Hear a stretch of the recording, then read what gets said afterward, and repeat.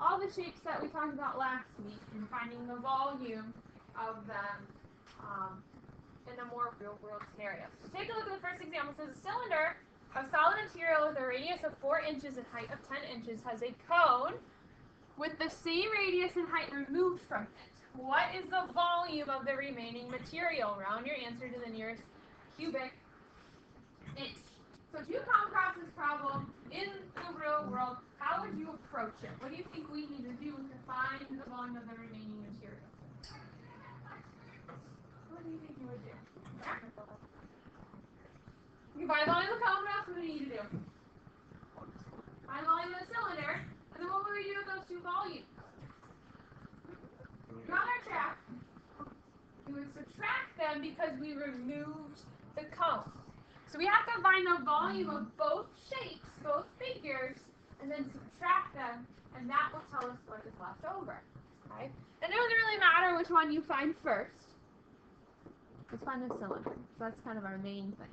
Let's find the volume of a cylinder. So you'd go to cylinder, write down the formula for cylinder on your formula sheet, and that is pi r squared times the height. So we need these two things.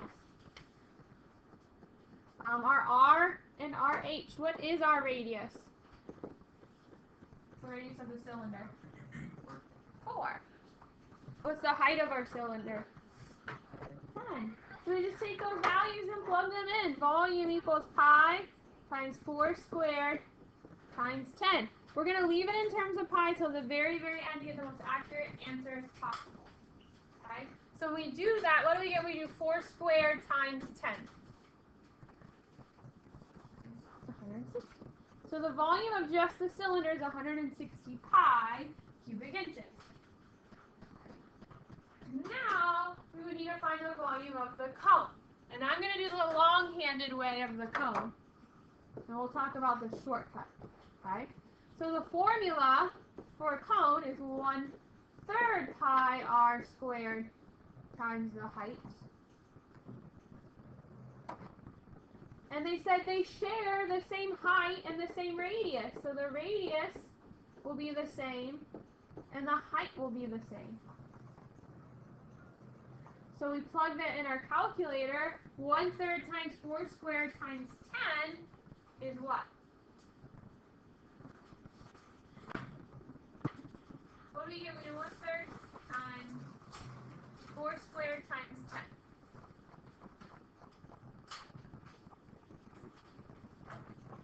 Is it 53.3 repeating? Yeah. What's that as a fraction? Let's try to get as accurate as possible. Possible as 160 over 35. Okay, that's the volume of the cone. The shortcut would be look at the formula for a cylinder and look at the formula for a cone. It's the same thing except a cone is 1/3 of the cylinder because we talked about if you have a cylinder and a cone that have the same exact dimensions, you can fit 3 cones inside that one cylinder. So that's why the formula for a cone is 1/3 the volume of a cylinder. So a shortcut in this type of scenario could have been you just take whatever the volume of the cylinder is, multiply it by 1/3, and you'll get the same exact answer. So if you ever come across this problem again, a shortcut would be just multiply what you get for the cylinder by 1/3, and that's the volume of your cone. If you don't remember that, you just do the long-handed way like we did, and you're going to get the same answer. One student first period said, well, can I just do 2/3 times the volume of a cylinder? And you could have done that as well, because 1 times minus 1/3 is 2/3. So there's going to, if we removed a cone, which is 1/3 the cylinder, then 2/3 of it are left. That's another shortcut. There's 3 ways to getting the right answer. Okay? I don't care which way you know, as long as you're getting the right answer. That's what I like about geometry. There's usually more than one correct way to get the right answer. Okay? Questions over that? So now we have the volumes of our 2 figures. What do we have to do with them? Subtract. How are we going to subtract them? It's important. We're going to do what minus what? Good, 160. The volume of the cylinder, because that's the main figure, minus what you got for your cone, because that's what we removed. If you're not sure how big minus small. Okay? So then plug this in your calculator and you can round. So in your calculator, you're going to do 160, hit second, and then the caret button to get pi, so 160 pi, minus, use your fraction button, 160 over 3. If you don't have that ability, just do 160 divided by 3. You hit second, and then the little caret button is right above the division sign. So second, and then this arrow button right above the division sign. Okay? And then you just hit enter in your calculator. And we round to the nearest whole, or nearest inch. What do we get? 130, 335. So the 1 keeps the 5 aside. So the volume, roughly, of what's remaining is 335 cubic inches.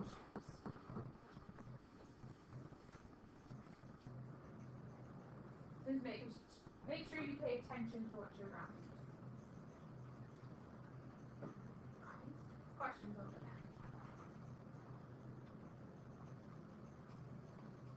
If we take a look at the next one. So a pill has the shape of a cylinder with a hemisphere at each end. The height of the cylindrical portion is 12 millimeters and the overall height is 18 millimeters. Find the volume of the pill. Round your answer to the nearest millimeter. Okay? So how do you think we're going to tackle this problem? Think about what figures do I have? You have a cylinder. What else do we have? Spheres, hemispheres. Okay? So we should probably find the volumes of those first. Okay? What do you think we're going to do with all those volumes before done?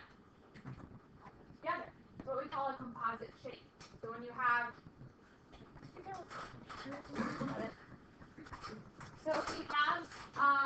multiple shapes being combined to make one big shape, right? It's called a composite solid, meaning we're going to add all the volumes together. Okay? So let's find the volume of our cylinder first. Okay?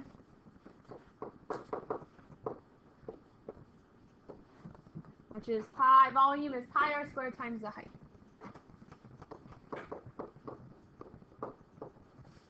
Okay. So we need to know our radius, and we need to know the height. Well, what's the height of our cylinder? 12. Yeah, the height of just the cylinder, says in the directions and in the diagram, is 12. Did they tell you the radius of either shape? No, they didn't tell us radius. And they share the same radius because the circle part of each figure is the exact same size. So they share the same radius. So we can figure out the radius of one of the figures. We know the radius for all of them. Okay? So we can use this information they gave us about the height of the whole pill. Because from the blue part is 12 millimeters. And overall, the whole pill is 18. So, together, what's the height of the two purple parts combined? If from here to here is 12 and the whole thing's 18. 6, right? Because that's the leftover. You would do 18 minus 12, and that would give us 6. So together, the whole entire purple area is 6. Okay? So what is the height of each purple area if they're the exact same distance? 3. Okay?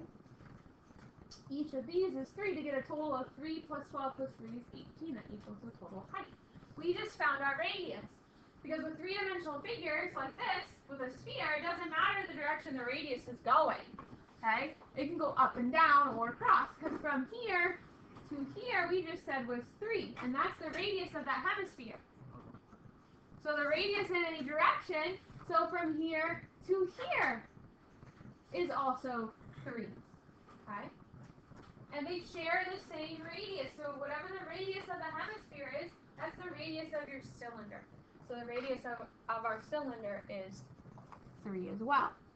Everyone okay with that? We found our radius going up and down. That's going to be the same length as the radius going across our cylinder too. Okay? So then we just plug them into our volume formula.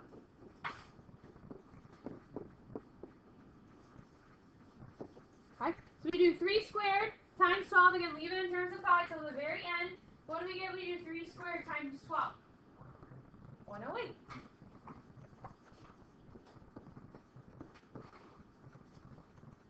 That's the volume of our cylinder. Now we're going to find the volume of our hemispheres. But what do you notice? We have two identical hemispheres on each end.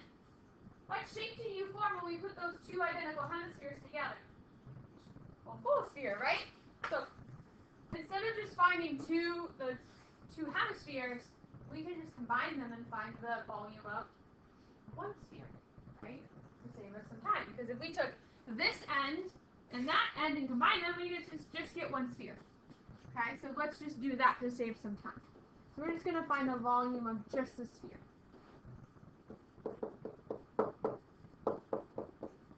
Which is 4/3 pi r cubed. And we just said our radius was what? 3. Okay. So in your calculator, again, leave it in terms of pi to the very end, you're going to do 4/3 times 3 cubed. And what do we get when we do 4/3 times 3 cubed?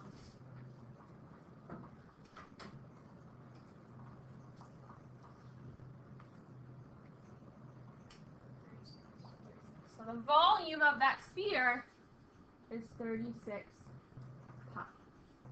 And we just said, and that's including the two hemispheres combined.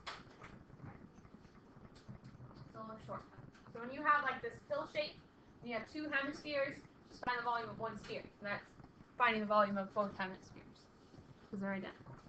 So now we know the volume of everything with the composite solid. We're just going to go ahead and add them together. So you're going to do 108 pi plus 36 pi, and in the directions it says round to the nearest millimeter.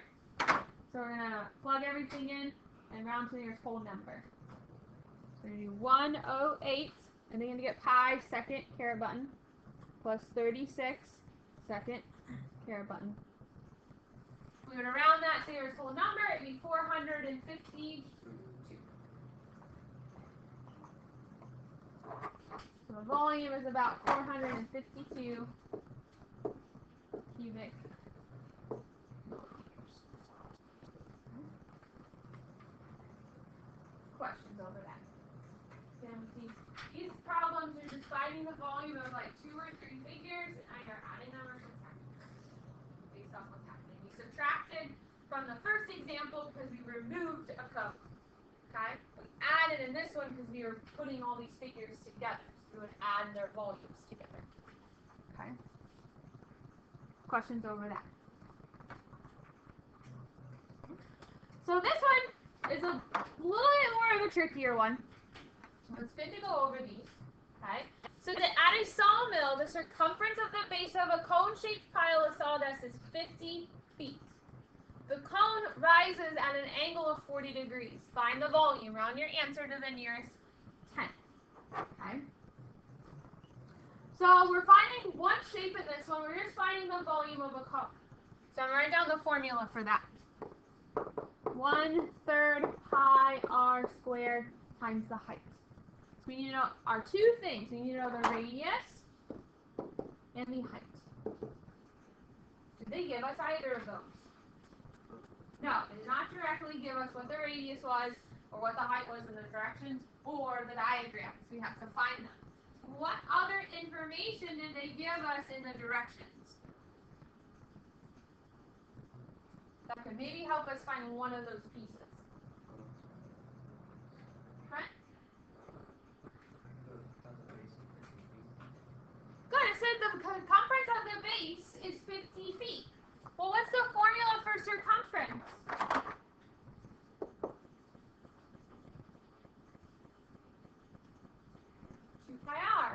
So the formula for circumference is 2 pi r. What do you think we could find using the circumference, but missing piece?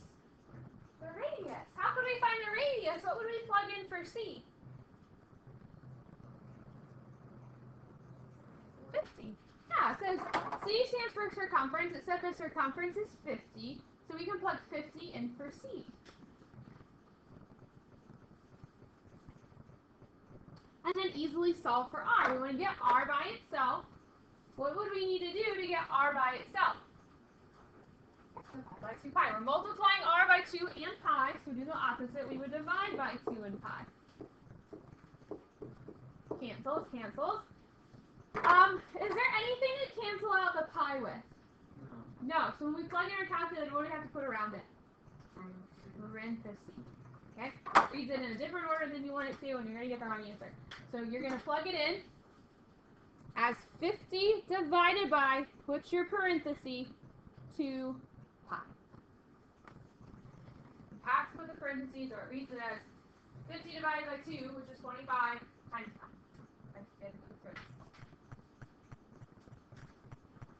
And then hit enter. Okay.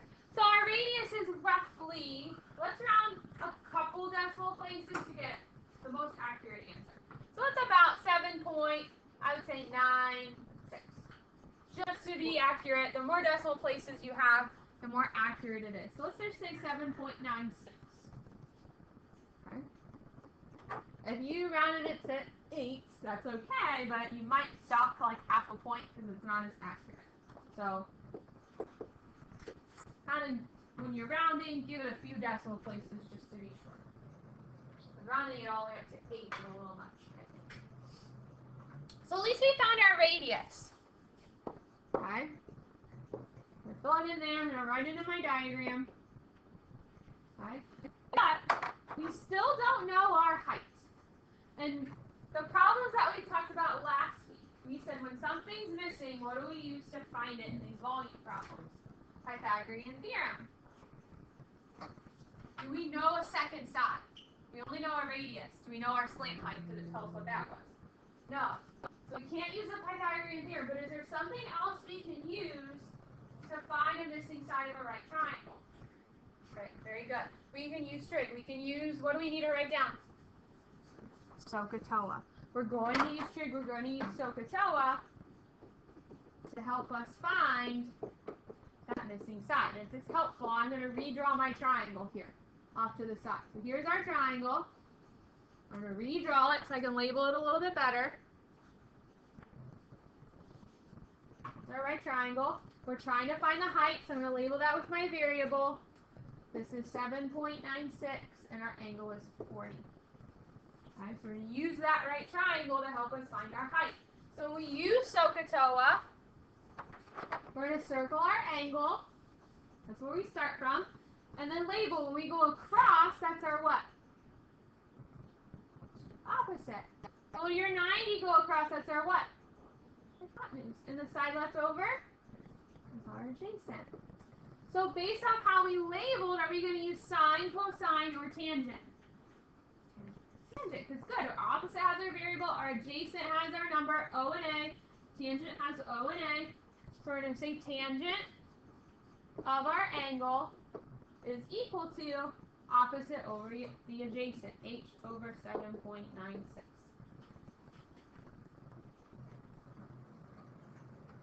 Okay.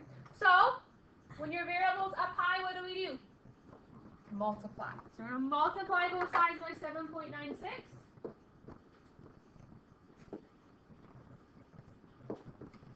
Cancels out. So h is equal to, that's what you're plugging into your calculator, 7.96 times tangent of 40.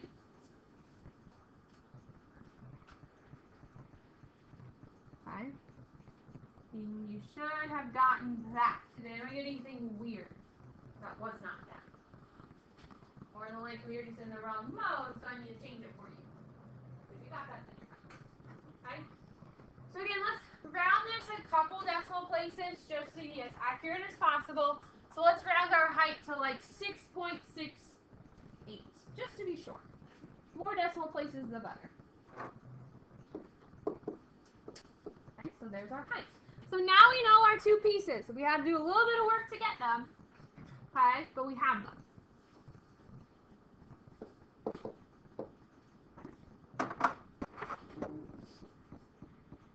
And then plug them in. The volume is equal to 1/3 pi times 7.96 squared times 6.68. So volume is equal to, now we can just plug every single thing into our calculator, including pi, because we're rounding to the nearest 10. Okay? So we're going to plug in everything. We're going to do 1/3 pi times 7 point what? 96 for our radius squared times our height, which was 6.68. Is that correct? So we round to the nearest tenth. It's 443.2. 443.2. That is about the volume of that pile of solids.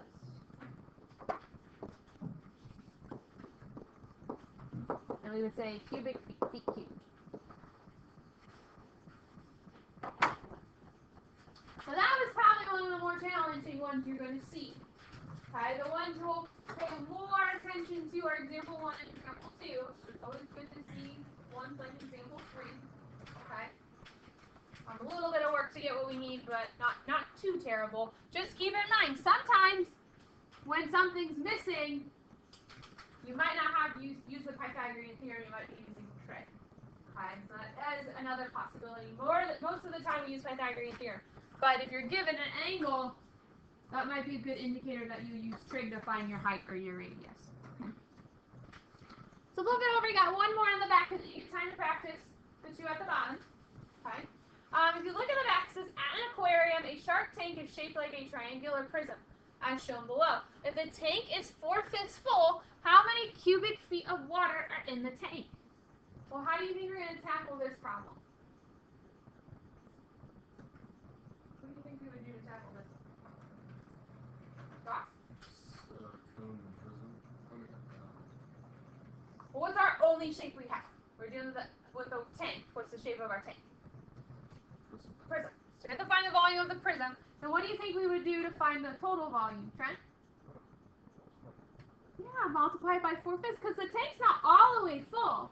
So when we find the volume of our entire prism, we're figuring out how much water would fit up to the very top of that prism, which is kind of dangerous because there's a shark in there. One, water will just flow everywhere once you put the shark in there. Two, the shark could easily just kind of like jump out at people, which is not good. So we have to keep the aquarium not completely full. So you'd find the volume of the entire tank, but multiply it by 4/5.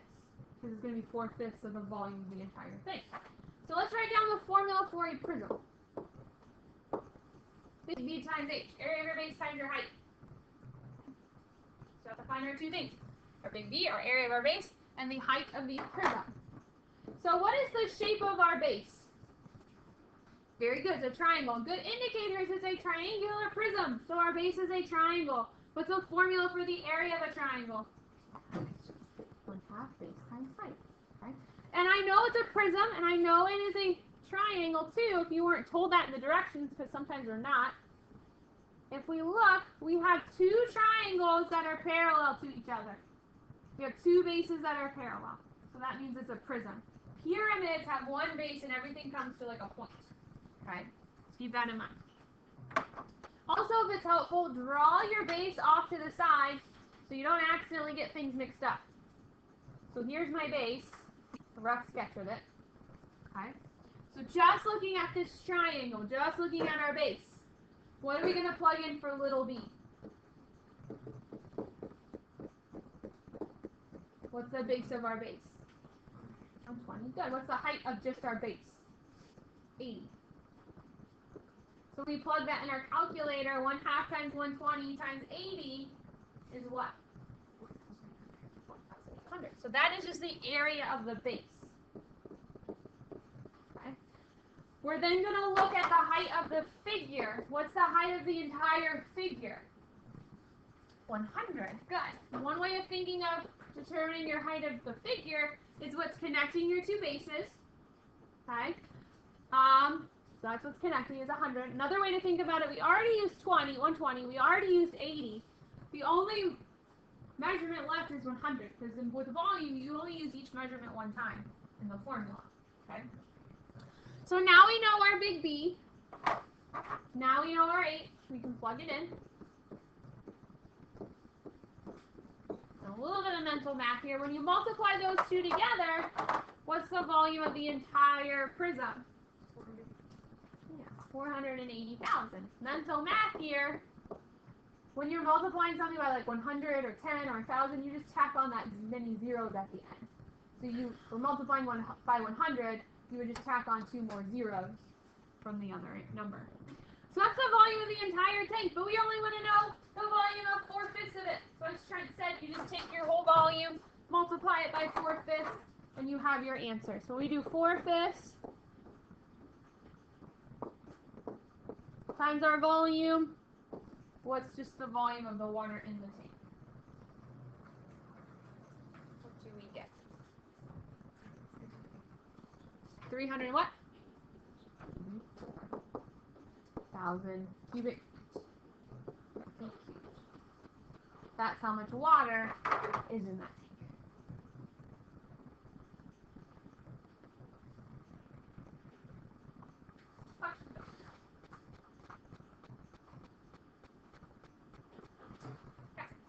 Rest of the time is yours then to work on the practice at the bottom. There's 2 problems at the bottom. The first one's just like the one we did, it's just a different figure, same concept. And then the one at the bottom is a little more trickier with the tennis balls. So make sure if you have questions about that, I can sit down and work with you on that. That one's a little more trouble. Okay? Any questions, let me know. I'm going to pass back your volume quizzes.